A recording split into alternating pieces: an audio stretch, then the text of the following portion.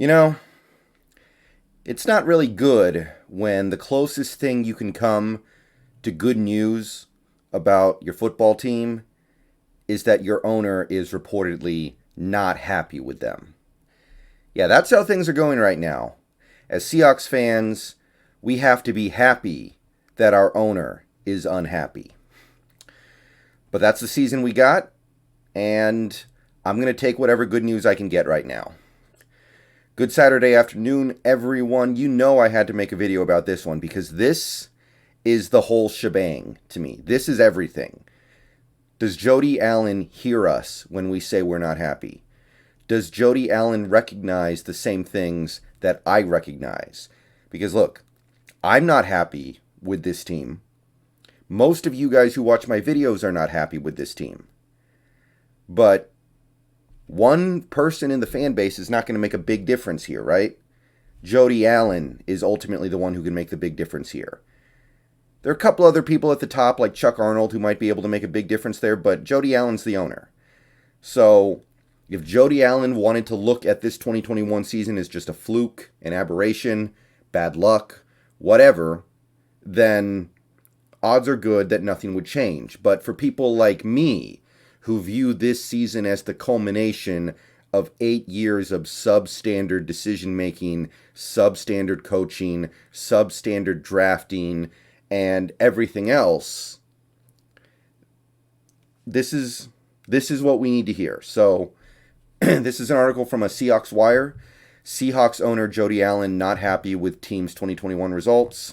It's just a short article. Basically, Mike Garofalo from NFL Network reports that team owner Jody Allen is not happy and doesn't see the team's 2021 troubles as a one-year thing.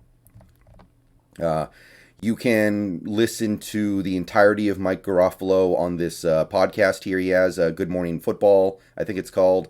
But the short version is, the interesting part to me is that Jody Allen sees this season as more than just a one-off. She sees it as something bigger. And that has to drastically increase the odds that something big happens this offseason. I have said it many times before, and I will say it again in this video. You got to do something big this offseason to impress me. Okay? Last year, things went sour. Okay, you had a pretty lame duck last half of the season. You flamed out in the playoffs, and you fired the offensive coordinator. You brought in a new one, a completely different offensive coordinator. Didn't fix anything. The offense got worse. The defense, compared to the second half of 2021 anyway, 2020, got worse.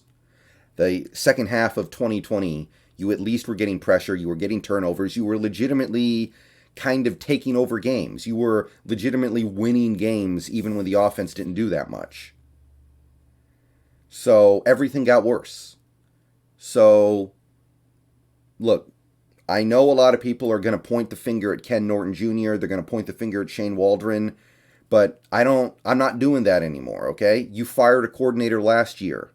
I don't want to hear, oh, we're just going to fire coordinators again this offseason. No.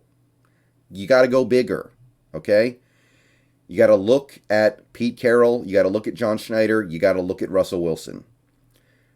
At least one of those three guys needs to be out for me to really pay attention to what you're doing. One of those three guys needs to leave this offseason for me to feel like the team recognizes what this really is. Because what this really is year 4 of a rebuild where your team has won one playoff game against the Eagles practice squad, where your team has massively overachieved 2 years in a row because of an easy schedule and incredibly good luck in close games, where you have done nothing that I will be telling grandkids about 50 years from now, where you have done nothing of real note in the grand scheme of the NFL, and where now you are one of the worst teams in the league, flaming out and looking like you're headed towards at least a year or two of irrelevance. That is a failed rebuild in my book. Period.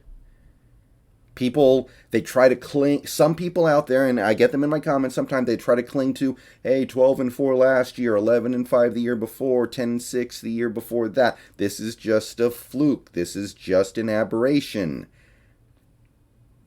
I see a rebuild that never really got off the ground. I see an era of Seahawks football that peaked when you beat Josh McCown in Philadelphia. And if the ownership is willing to see it the same way, then we can have the changes we really need.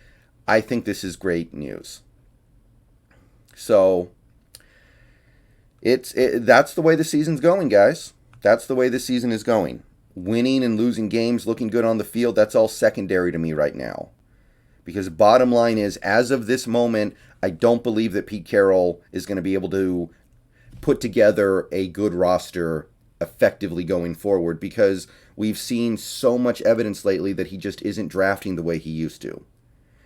I don't believe that John Schneider doing his part. I mean, maybe none of this is on him. Maybe it's all a Pete Carroll roster. Maybe all the free agency stuff, maybe all the draft is on him. But John Schneider hasn't done anything to convince me that he's a diamond in the rough here.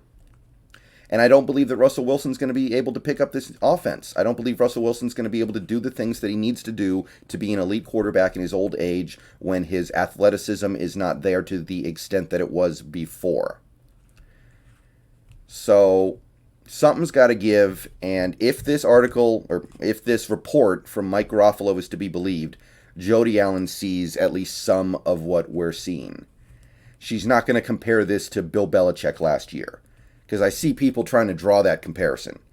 Oh, Bill Belichick had a bad season last year. They didn't fire him. Why are we going to fire Pete Carroll because of one bad season? Okay. Yeah. I hope I don't have to sit here and explain to you guys why there's no comparison between Bill Belichick having a bad 2020 and the Seahawks having a bad 2021. I really hope you guys have the modicum of intelligence to understand why the scenarios are completely different. Okay? I don't want to waste my time sitting here explaining that to you guys. But you guys are smart. You guys know. You guys understand. You guys get it. At least I hope. All right, so let me know what you guys think down below. I think this is significant, and I hope it's true. It's just one man, but it's one man who works for the NFL Network, Mike Garofalo. He does a lot of stuff like this. I don't think he would just pull this out of whole cloth. I don't think he would just spin a fable out of nothing. So when I see this, I hear change is coming. And again, not Ken Norton Jr., not Shane Waldron, not a QB coach, not a defensive line coach. No deck chairs, okay? Carroll, Schneider, Wilson. At least one of those three guys, possibly all three of them, should probably get out of here this offseason. I want change. I want big change. This tells me that Jody Allen's on board with the idea of big change. Let's hope it's true. See you guys later.